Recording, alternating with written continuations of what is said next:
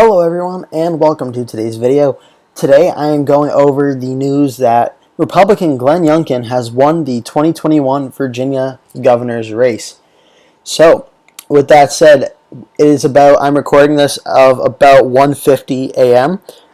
on, I guess now Wednesday, but I wanted to wait a little bit because I wanted to make sure, even though I had a pretty good feeling the race was going to be called, I want to make sure the news company or news media networks actually called it before I did a video on it, just to be sure. I want to get everything as accurate as I possibly can. So it happened. Glenn Youngkin was able to upset and defeat former Governor Terry McAuliffe, which as of right now, with about 98% of the vote in or so, Glenn Youngkin has 51% of the vote to 48.3% of the vote over Terry McAuliffe. And this is just super interesting. For the first time, a Republican has won the state of Virginia since 2009 when Bob McDonnell won. And Republicans have had a tough string of election defeats in the state of Virginia in the last few years. I'm not saying that it's all former President Trump's fault, but him being on the ballot has certainly made things harder for Republicans in Virginia. But Glenn Youngkin was able to run a very good campaign and was able to defeat the former governor, Terry McAuliffe.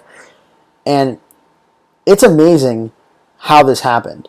Where if you go county by county in the state, Glenn Youngkin pretty much did better than Donald Trump and Ed Gillespie, the 2017 GOP nominee and obviously former president.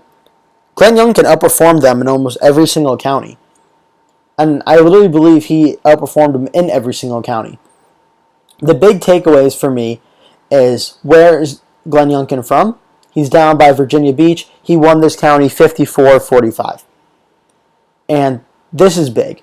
I mean, Glenn Youngkin showed the roadmap of how a Republican's going to win the state of Virginia. He literally just did it.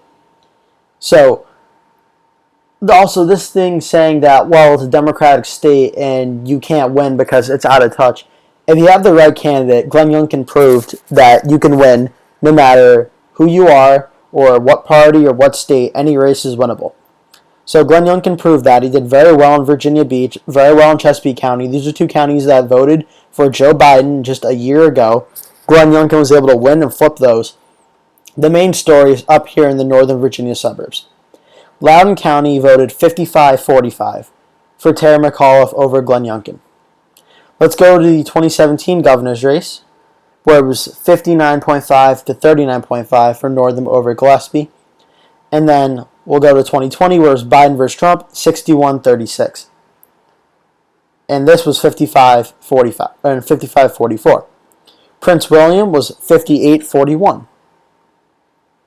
Prince William was 61-38 for Northam versus Gillespie. And Biden won here 62-35.6. This is just... And then I'll do Fairfax as well. 64.4 to 35 for Youngkin. 67-31 for Northam over Gillespie. And Biden got 70-28. Glenn Youngkin outperformed Donald Trump and outperformed Ed Gillespie everywhere throughout the state, even in the rural areas. Even in these tiny rural counties, which is literally referred to a lot of the time as Trump country, Glenn Youngkin was able to outperform Donald Trump in all of these areas, and Ed Gillespie. So, the main takeaway is Glenn Youngkin was able to win. He ran a campaign that was very much issue and policy based. He didn't bring in much national attention. He wanted to run this race by focusing on state and local issues. He didn't want Donald Trump involved in the campaign or any outside big-name Republicans involved in the campaign. And that's an issue that's going to be kind of brought up and talked about for 2022. Did Glenn Youngkin win because of Donald Trump or in spite of Donald Trump, or is this some combination of both? Me personally, I think this is a situation of Glenn Youngkin being an outsider candidate, sticking to state issues, running a very good campaign, and winning that way. I've already seen Trump put out some statements saying that Youngkin only won because his base turned out. And that is true. His base did turn out for Glenn Youngkin, but I don't think that was because of Trump that it happened. I think it turned out for Youngkin because Youngkin had a very good campaign and a very good movement going. and Trump just played a small part in trying to get his voters to turn out. But I think Youngkin ran this race on his own, and he won it on his own. And the big takeaway for 2022 is for Republicans running in states that are more Democratic friendly, there is hope and there is a possibility of Republicans winning in Democratic states. It's just all about picking the right candidates and how you run the right campaigns. And especially in states that are more Democratic friendly, running a local campaign, not running a Trump national campaign. But Glenn Youngkin was able to do very well. He was able to defeat Terry McAuliffe, who, again, is the former governor. And I'm not going to lie, I'm pretty surprised. I did a prediction that I had recorded about a week before the election, and at the time, McAuliffe was still favored to win. So I genuinely thought McAuliffe was going to win very, very narrowly, but I did think McAuliffe was going to win. And then when the polls started shifting towards Glenn Youngkin, I thought, well, that would be cool. That'd be sick to see, but I feel like we've seen this before, where the polls start going to one candidate, but then Virginia's polling is usually very wacky.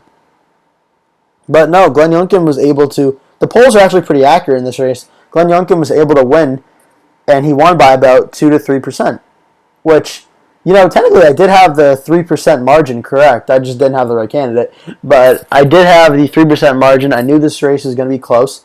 And hats off to Glenn Youngkin, ran a great campaign and defeated Terry McAuliffe in a very Democrat-friendly state. Glenn Youngkin was able to win, and he'll be the governor for the next 4 years. So that's going to do it for today's video. I'm not going to do the state of New Jersey today because that race is still currently undecided. And it is literally, I'm looking at it right now, Jack Ciattarelli is ahead by just about 2,000 votes. So I'm going to wait another day or two, let some more results come in. If New Jersey is not decided by Wednesday night, then I'll record a video and post it for Thursday. But yeah, that'll do it for today's video for Election Night 2021. Out of the state of Virginia, Glenn Youngkin, the Republican, is the next governor of Virginia. Thank you so much for watching. Please remember to like the video and subscribe to the channel if you're new. And I'll see you in the next one.